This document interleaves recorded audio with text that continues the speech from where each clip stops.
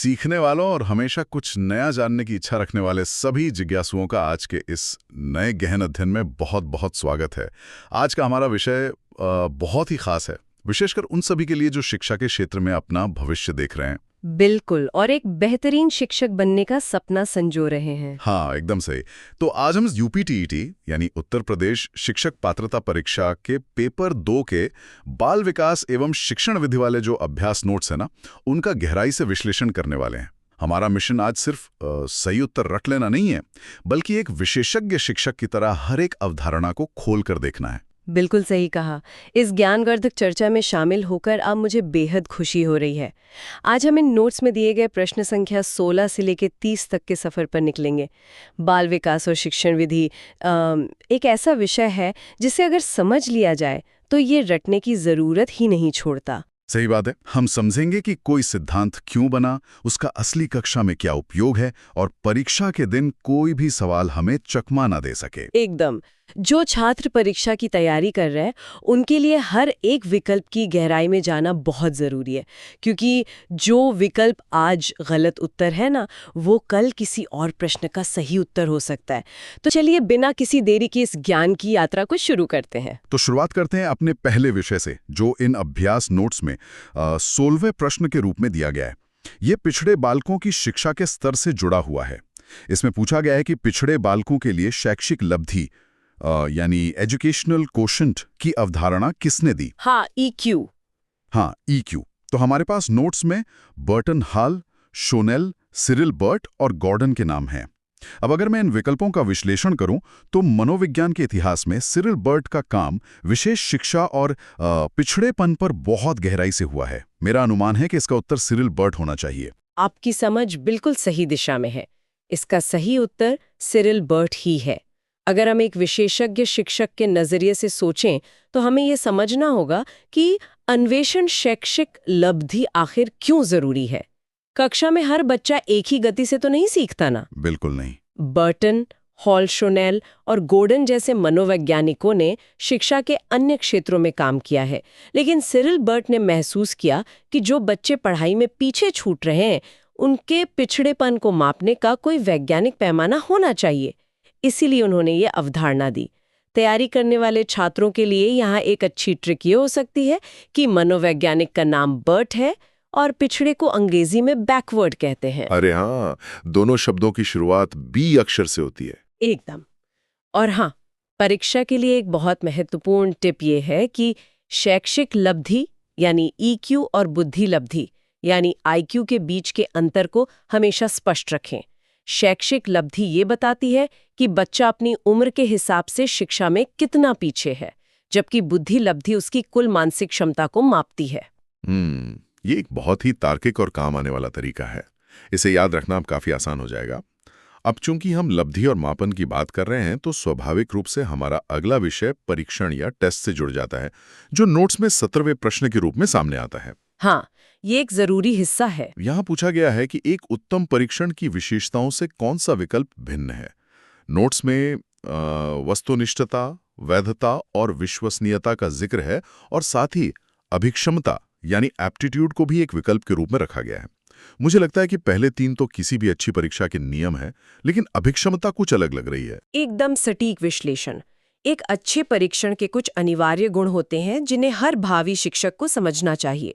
वस्तुनिष्ठता का अर्थ है कि टेस्ट ऐसा हो जिसमें परीक्षक की अपनी पसंद नापसंद का कोई असर ना पड़े, चाहे कोई भी कॉपी जांचे अंक समान मिले। मतलब कोई भेदभाव नहीं। बिल्कुल। और वैधता का मतलब है कि टेस्ट उसी चीज को मापे जिसके लिए उसे बनाया गया है।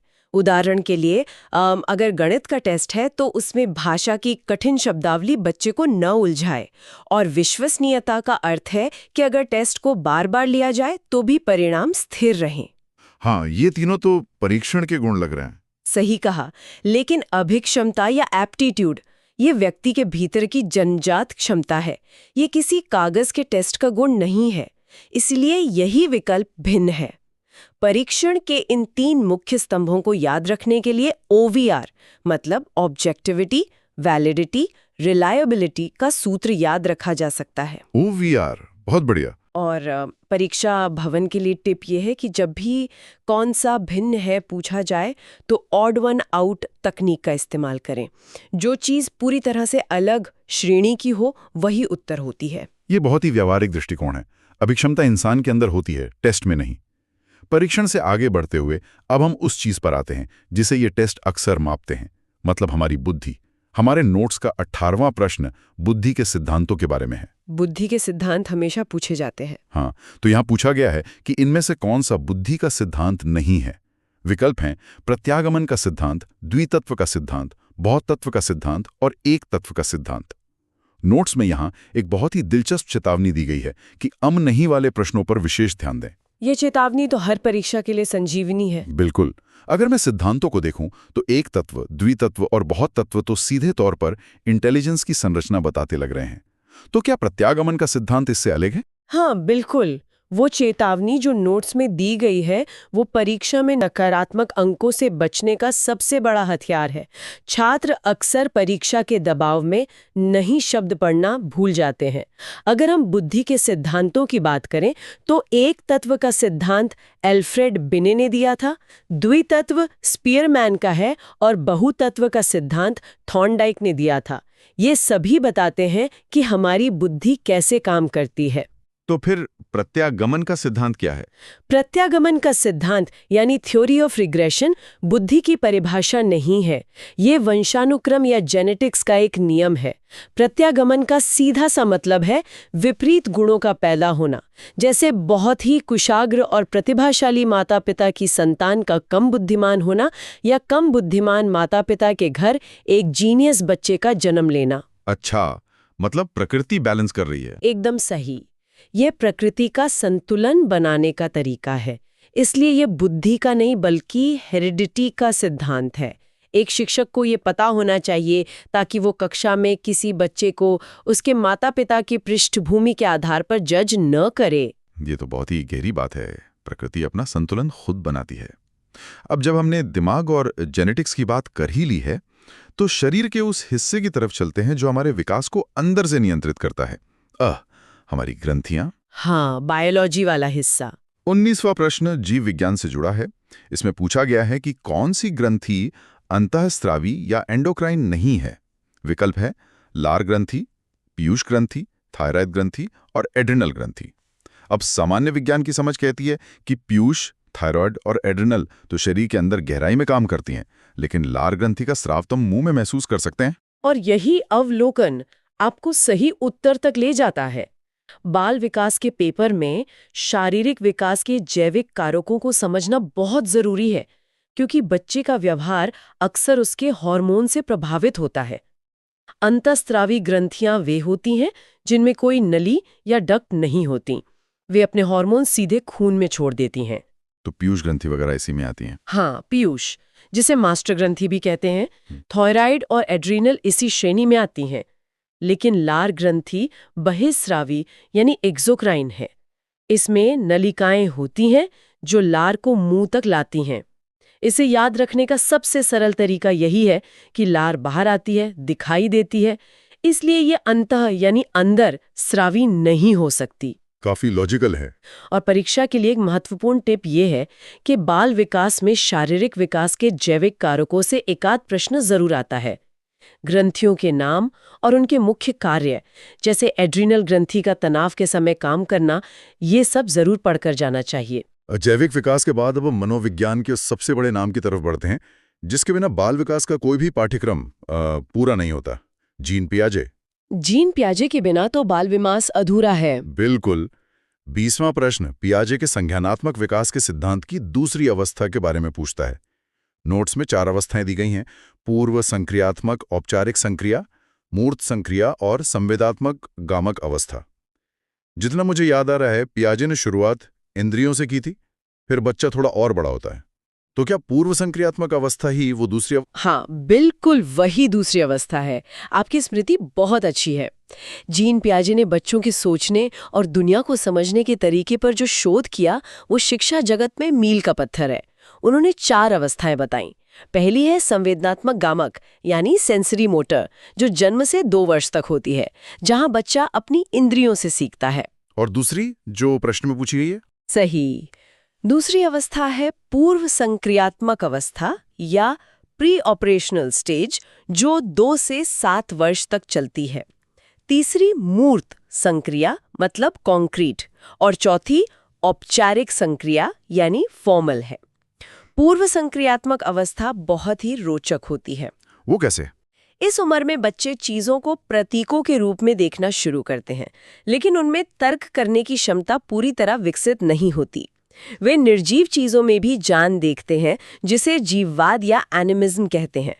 इन चारों अवस्थाओं का क्रम याद रखने के लिए अंग्रेजी के अक्षरों का एक छोटा सा सूत्र SPCF यानी sensory motor, pre operational, concrete, formal काफी मददगार साबित होता है। SPCF, ये तो जुबान पर आसानी से चढ़ जाता है। हाँ, और एग्जाम टिप ये है कि सिर्फ अवस्थाओं के नाम नहीं बल्कि उनकी आयु सीमा भी जरूर याद रखें, क्योंकि परीक्षा में सीधे उम्र देकर भी अवस्था पूछी जा सकती है। पियाजे के संज्ञानात्मक विकास को समझने के बाद अब हम इंसानी व्यवहार के एक और बुनियादी पहलू की ओर मुड़ते हैं। 21वां प्रश्न मूल प्रवृत्ति यानी इंस्टिंक्ट की विशेषता के बारे में है। विकल्प बहुत ही दिलचस्प हैं। क्या ये सभी प्राणियों में और जन्मजात होती हैं, या केवल चूहों और बिल्लियों में, या केवल कलाकारों में, या केवल मनुष्यों में पाई जाती हैं? विकल्पों को देखकर ही लग रहा है। हाँ, यहाँ मूल शब्द का अर्थ ही इसके उत्तर को स्पष्ट कर रहा है। जो चीज मूल यानी बेसिक है, वो तो सभी में होनी चाहिए ना। बिल्कुल, आपका ये तर्क बहुविकल्पीय प्रश्नों को हल करने का एक बेहतरीन तरीका है। मूल प्रवृत्तियां वे प्राकृतिक व्यवहार है जो कोई हमें सिखाता नहीं है। वे हमारे DNA में मौजूद होते हैं, जैसे खतरे को देखकर डरना या शिशु का अपनी माँ की तरफ आकर्षित होना। तो ये सिर्फ जानवरों या इंसानों तक सीमित नहीं है? एकदम सही। ये सिर्फ चूहों, बिल्लियों या सिर्फ इंसानों की बपौती नहीं है। ये हर प्राणी में जन्मजात होती है। इसलिए सही उत्तर पहला विकल्प ही है कि ये सभी प्राणियों में और प्राकृतिक रूप से पाई जाती है। तैयारी करने वाले छात्रों को यहाँ एक बहुत ही कारगर एग्जाम टिप देना चाहूंगी। जब भी मनोविज्ञान या पेडागोजी के प्रश्न हल कर रहे हों और किसी विकल्प में केवल शब्द आ जाए तो सतर्क हो जाएं। हाँ, वो ओनली वाला ट्रैप। बिल्कुल। विकास प्रवृत्तियां और शिक्षा के सिद्धांत कभी किसी एक छोटे समूह तक केवल कहकर सीमित नहीं किए जा सकते। ऐसे विकल्प ज्यादातर गलत ही होते हैं। ये केवल वाला नियम तो वास्तव में बहुत सी उलझनों को सुलझा सकता है। प्राकृतिक प्रवृत्तियों से अब हम थोड़ा कानूनी और सामाजिक दायरे में प्रवेश करते हैं। 22वां प्रश्न भारतीय संविधान और शिक्षा के अधिकार यानी RTE से जुड़ा है। यह बहुत ही महत्वपूर्ण विषय है हर भावी शिक्षक के लिए। पूछा गया है कि 6 से 14 वर्ष के बच्चों के लिए निःशुल्क व अनिवार्य शिक्षा का अधिकार किस अनुच्छेद में शामिल है। नोट्स में अनुच्छेद 45, 15, 21A और 26 का जिक्र है। संविधान के ये अनुच्छेद अक्सर आपस में उलझ जाते हैं, लेकिन मुझे याद आ रहा है कि शिक्षा को मौलिक अधिकार बनाने के लिए संविधान में एक विशेष संशोधन किया गया था। हाँ, और वह संशोधन भारतीय शिक्षा के इतिहास का एक बहुत बड़ा कदम था। अगर हम एक एक करके विकल्पों को देखें तो अनुच्छेद 15 भेदभाव को रोकता है और अनुच्छेद 26 धार्मिक मामलों के प्रबंधन से जुड़ा है। असली भ्रम अक्सर अनुच्छेद 45 और 21A के बीच होता है। हाँ, 45 में भी तो शिक्षा की बात है ना? है, बिल्कुल है। पहले शिक्षा अनुच्छेद 45 के तहत राज्य के नीति निर्देशक तत्वों में थी, यानी यह सरकार की जिम्मेदारी तो थी, लेकिन कानूनी तौर पर बाध्यकारी मौलिक अधिकार नहीं था। फिर 86 में संविधान संशोधन के जरिए जीवन जीने के मौलिक अधिकार वाले अनुच्छेद 21 के साथ ए जोड़कर अनुच्छेद 21A बनाया गया। अच्छा, तो इसने इसे कानूनी अधिकार बना दिया। एकदम। इसी ने 6 से 14 साल के बच्चों की शिक्षा को एक ऐसा अधिकार बना दिया जिसे छीना नहीं जा सकता। इसे याद रखने के लिए एक मतलब अमेंडमेंट यानी संशोधन समझ सकते हैं। परीक्षा के लिए टिप यही है कि जब निःशुल्क और अनिवार्य शिक्षा को अधिकार के रूप में पूछा जाए तो उत्तर हमेशा 21A होगा।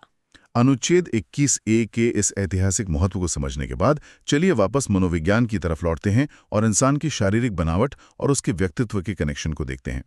23वां प्रश्न मनोवैज्ञानिक क्रिशमर के वर्गीकरण पर आधारित है। शरीर रचना और व्यक्तित्व का सिद्धांत। हाँ, पूछा गया है कि क्रिशमर ने व्यक्ति को किन प्रकारों में वर्गीकृत किया है।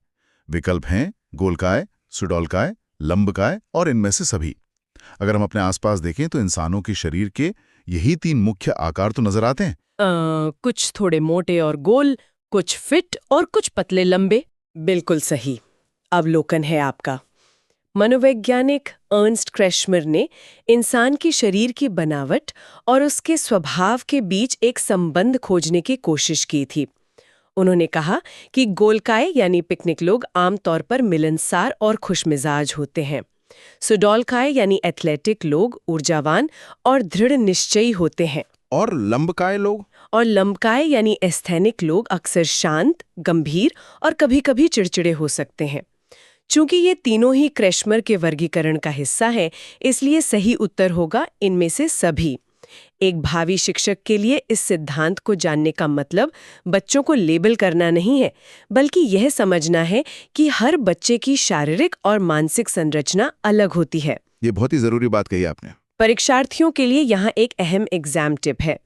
व्यक्तित्व के वर्गीकरण में अक्सर क्रेशमर और कार्ल यूंग के बीच भ्रम पैदा किया जाता है। हमेशा याद रखें, क्रेशमर ने शरीर रचना के आधार पर वर्गीकरण किया, जबकि यूंग ने मनोवैज्ञानिक स्वभाव यानी अंतर्मुखी और बहिर्मुखी के आधार पर। इन दोनों को कभी आपस में न मिलाएं। लक्ष्य से जुड़ा है। 24वां प्रश्न पूछता है कि टीईटी परीक्षा का असली उद्देश्य क्या मापना है? ये तो सबको पता होना चाहिए। विकल्पों में अभिवृत्ति, अभिक्षमता, मूल्य और बौद्धिक क्षमता दिए गए हैं। नोट सुझाव देते हैं कि टीईटी के पूरे नाम पर ध्यान दें, टीचर एलिजिबिलिटी टेस्ट। अब एलिजिबिलिटी का मतलब योग्यता है, तो यह सीधा सीधा अभिक्षमता की ओर इशारा कर रहा है। बिल्कुल सही पकड़ा आपने। टीईटी परीक्षा केवल आपकी बौद्धिक क्षमता यानी रटने की शक्ति या आपके सामान्य ज्ञान को नहीं मापती, यह आपकी अभिक्षमता या एप्टीट्यूड को मापती है। शिक्षण अभिक्षमता का मतलब है कि क्या आपके अंदर एक शिक्षक बनने का वो स्वाभाविक गुण मौजूद है। मतलब सिर्फ ज्ञान होना काफी नहीं है। एकदम। क्या आप एक बच्चे के मनोविज्ञान को समझ सकते हैं? क्या आप कठिन अवधारणाओं को सरल भाषा में समझा सकते हैं? मूल्य और अभिवृत्ति भी महत्वपूर्ण है, लेकिन एक पेशे के रूप में शिक्षण के लिए सबसे जरूरी चीज एप्टीट्यूड ही है। तो एग्जाम टिप क्या होगी इसके लिए? एग्जाम टिप ये है कि जब भी किसी व्यावसायिक प्रवेश परीक्षा जैसे बीएड या टीईटी का उद्देश्य पूछा जाए, तो वो हमेशा उस पेशे के प्रति आपकी अभिक्षमता का मापन ही होता है। बहुत खूब। शिक्षण अभिक्षमता को समझने के बाद एक शिक्षक का सबसे बड़ा काम होता है बच्चों को चीजें सिखाना और याद रखना। हमारा 25वां प्रश्न इसी प्रक्रिया से जुड़ा है। संघनन का सिद्धांत किसकी व्याख्या करता है? Consolidation theory. हाँ, विकल्प है अभिप्रेरणा, स्मृति, सृजनात्मकता और अधिगम।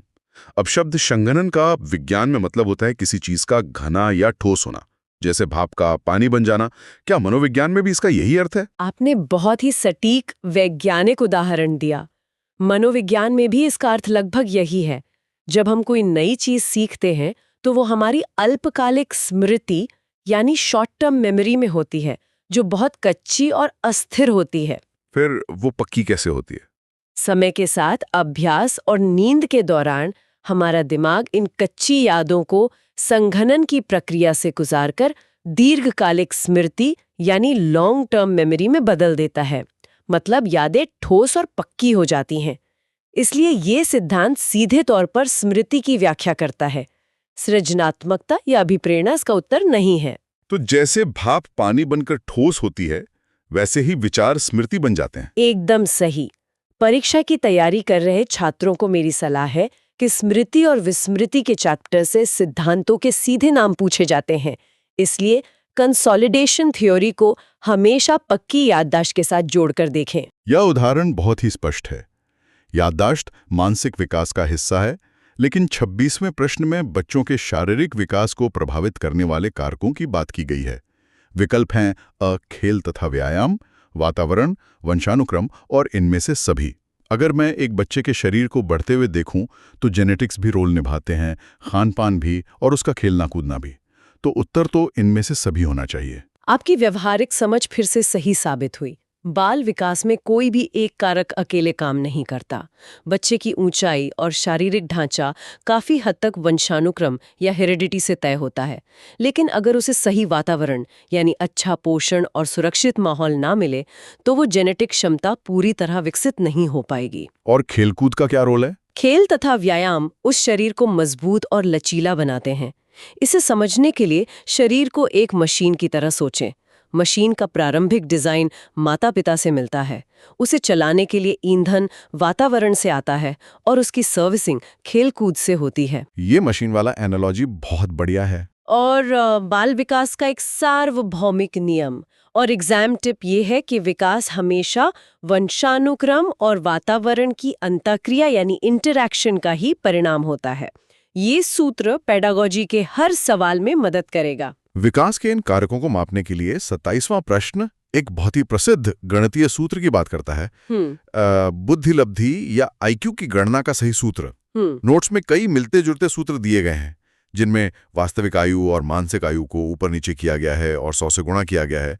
अक्सर परीक्षा के दबाव में छात्र भूल जाते हैं कि अंश में क्या आएगा और हर में क्या। हाँ, न्यूमरेटर और डिनोमिनेटर का कंफ्यूजन, ये उलझन बहुत ही आम है, लेकिन ये प्रश्न टीटी परीक्षाओं का सबसे चहेता प्रश्न है।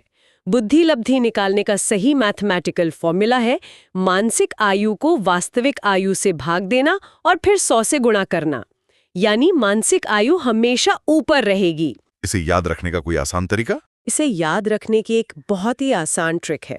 MA यानी मेंटल एज हमेशा टॉप पर और CA यानी क्रोनोलॉजिकल एज उसके नीचे।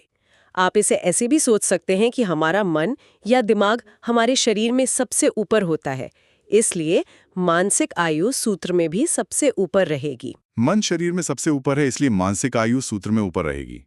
ये तरीका तो सच में कभी नहीं भूलेगा। एक बहुत ही महत्वपूर्ण एग्जाम टिप ये है कि इस सूत्र को सिर्फ रटे नहीं, बल्कि इस पर 1-2 गणितीय सवाल भी हल कर लें। परीक्षा में अक्सर बच्चे की मानसिक और वास्तविक आयु देकर सीधा IQ निकालने को कहा जाता है। बिल्कुल, कैलकुलेशन की प्रैक्टिस जरूरी है। अब 28वें प्रश्न की ओर बढ़ते हैं, जो विचारात्मक चिंतन या रिफ्लेक्टिव थिंकिंग के बारे में है।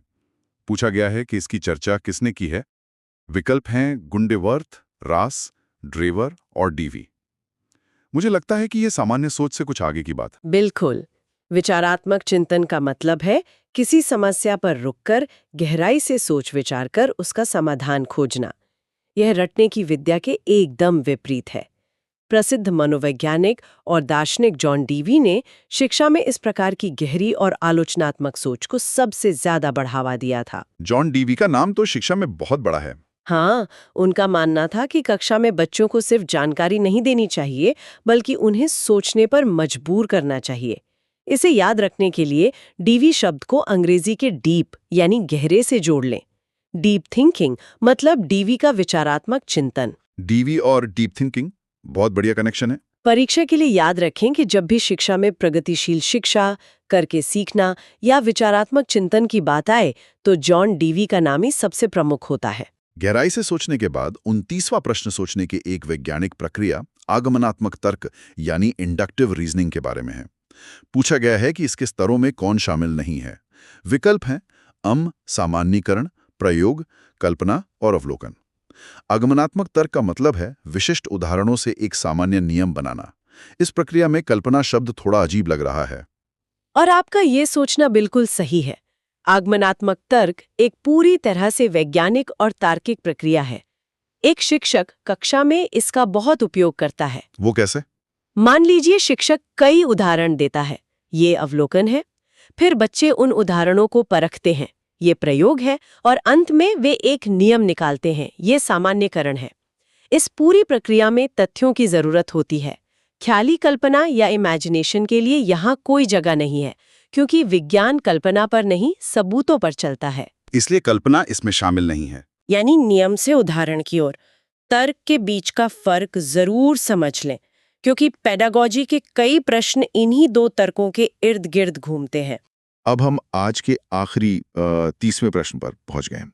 सीखी गई बात को धारण और पुनःस्मरण करने में असफल होना क्या कहलाता है? विकल्प हैं धारणा, स्मरण, चिंतन या विस्मरण। हिंदी भाषा की थोड़ी भी समझ रखने वाला व्यक्ति बता सकता है कि स्मरण का उल्टा विस्मरण होता है। बिल्कुल, और यहाँ हिंदी के उपसर्ग वि ने काफी मदद कर दी। जो हमने याद किया था, अगर हम उसे जरूरत पड़ने पर रिकॉल न कर पाएं, तो मनोविज्ञान की भाषा में इसे विस्मरण या भूलना कहते हैं। बाकी तीनों विकल्प सकारात्मक मानसिक प्रक्रियाएं हैं। भूलना वैसे लोगों को बुरा लगता है। आम जिंदगी में भूलना हमें भले ही बुरा लगता हो, लेकिन एक दिलचस्प मनोवैज्ञानिक तथ्य ये है कि बेकार और गैर जरूरी बातों का विस्मरण होना हमारे मानसिक स्वास्थ्य के लिए बहुत जरूरी है। अगर दिमाग हर छोटी बड़ी बात को हमेशा के लिए स्टोर करने लगे तो वो नई और महत्वपूर्ण चीजों पर ध्यान केंद्रित नहीं कर पाएगा। ये तो बहुत ही सुकून देने वाली बात है। इसके साथ ही हमने आज के अपने सभी 15 प्रश्नों का शानदार तरीके से विश्लेषण पूरा कर लिया है। आज का हमारा ये गहन अध्ययन बहुत ही ज्ञानवर्धक रहा। बिल्कुल। हमने सिरिल बर्ट की शैक्षिक लब्धि से शुरुआत की, पियाजे की अवस्थाओं की गहराई नापी, संविधान के अनुच्छेद 21A की ताकत को समझा और जॉन डीवी के विचारात्मक चिंतन से होते हुए स्मृति और विस्मरण तक का सफर तय किया। और मुझे ये देखकर बहुत अच्छा लग रहा है कि हमारे स्रोत सामग्री यानी इन अभ्यास नोट्स के अंत में तैयारी करने वाले छात्रों के लिए एक बहुत ही प्यारा संदेश लिखा है। उसमें लिखा है, बहुत बढ़िया, आपने ये सेट पूरा कर लिया है, रिवीजन करते रहें, आप सफल होंगे। मैं भी सभी भावी शिक्षकों से यही कहना चाहूंगी कि हर गलत विकल्प के पीछे का कारण ढूंढना ही असली पढ़ाई है। बिल्कुल। और इस चर्चा को समाप्त करने से पहले मैं सुनने वालों के लिए एक गहरा विचार छोड़कर जाना चाहता हूं। आज हमने देखा कि एक बच्चे का विकास उसके वंशानुक्रम, उसके आसपास के वातावरण और शिक्षा के कानूनी अधिकारों से कैसे तय होता है। तो जरा शांति से सोचिए, प्रकृति और समाज तो अपना काम कर ही रहे हैं, लेकिन एक कक्षा के अंदर एक शिक्षक के रूप में आपके हाथ में उस बच्चे के भविष्य को आकार देने की कितनी बड़ी शक्ति है। सोचने वाली बात है। एक शिक्षक का प्रभाव कहाँ जाकर खत्म होता है, इसका अंदाजा लगाना भी मुश्किल है। इस पर जरूर विचार करें। सीखते रहिए, खुद से और दूसरों से सवाल पूछते रहिए। अगले गहन अध्ययन में फिर एक नए और दिलचस्प विषय की गहराई में उतरेंगे। तब तक के लिए नमस्कार।